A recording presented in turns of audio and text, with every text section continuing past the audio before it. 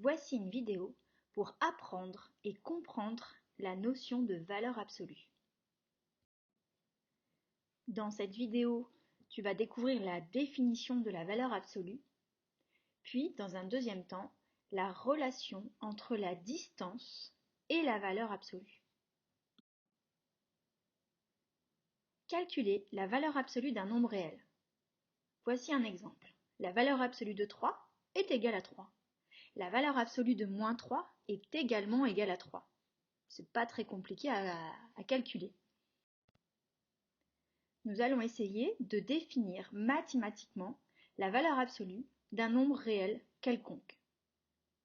À quoi est égale la valeur absolue d'un nombre réel A? On a vu que la valeur absolue de 3 et de moins 3 est égale à 3. Mathématiquement, comment ça se note?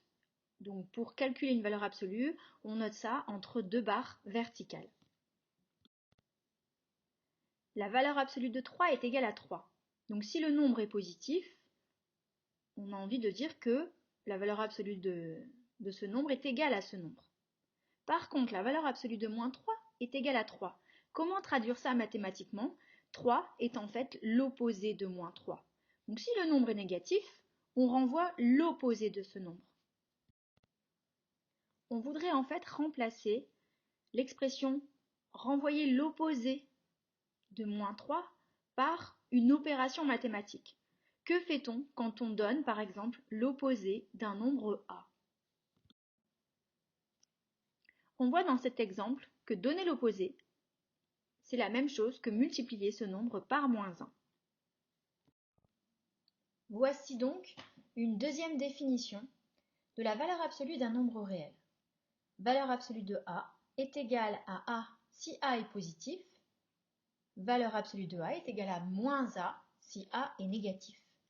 Étant donné qu'on vient de montrer que l'opposé de A peut s'écrire moins A, nous avons bien une définition de la valeur absolue. Écrire A est positif peut s'écrire A supérieur ou égal à 0. Inversement, A est négatif peut également s'écrire A inférieur ou égal à 0.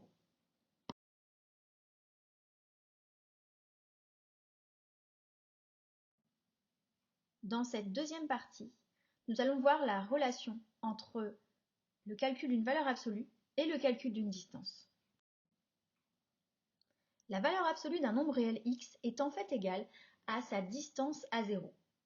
Donc, quand on parle de distance, on est sur l'axe des abscisses, donc on va représenter tous les nombres réels sur un seul axe. Donc quand c'est comme ça, on positionne 0, puis les autres nombres que l'on veut étudier.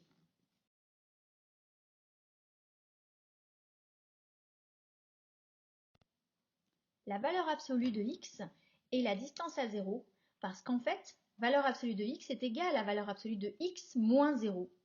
Donc si on généralise cette écriture, valeur absolue de x moins 0, la distance entre x et 0, alors la valeur absolue de a moins b va être égale à la distance entre a et b.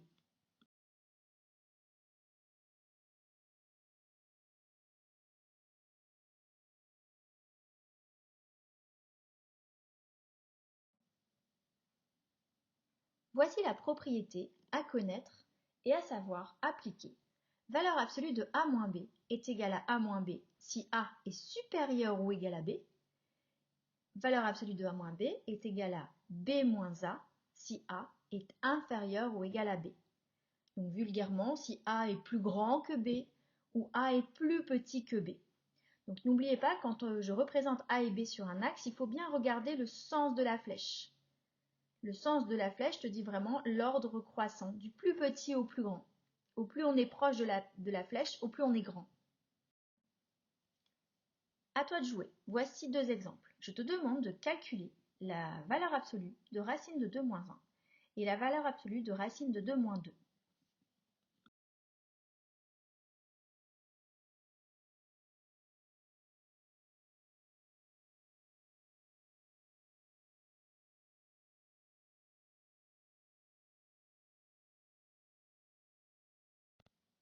Nous allons maintenant relier la notion de valeur absolue avec la notion d'intervalle.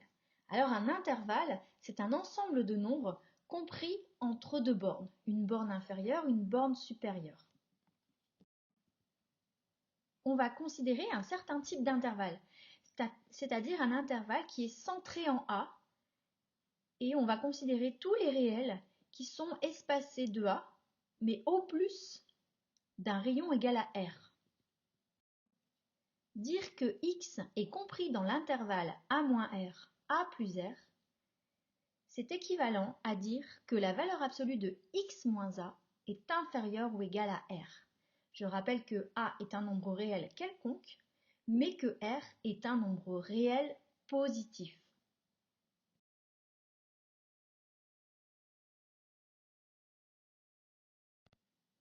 À toi de jouer. On considère un nombre réel x qui vérifie valeur absolue de x moins 5 inférieure ou égale à 2. Détermine l'intervalle auquel x appartient. Je te conseille de faire un schéma, de placer 5, de trouver le rapport avec le nombre 2 et d'essayer de voir à quel intervalle appartient x. 5 est le centre de l'intervalle et 2 est le rayon. On obtient donc un intervalle du type 5 moins 2, 5 plus 2, c'est-à-dire l'intervalle 3, 7. Ce sont tous les nombres compris entre 3 et 7. Voilà, la vidéo est terminée. Je te conseille de la regarder une seconde fois et même une troisième fois en mettant des temps de pause où tu peux copier tranquillement et comprendre plus facilement. Voilà, je reste à ta disposition si tu as des questions bien sûr. À bientôt!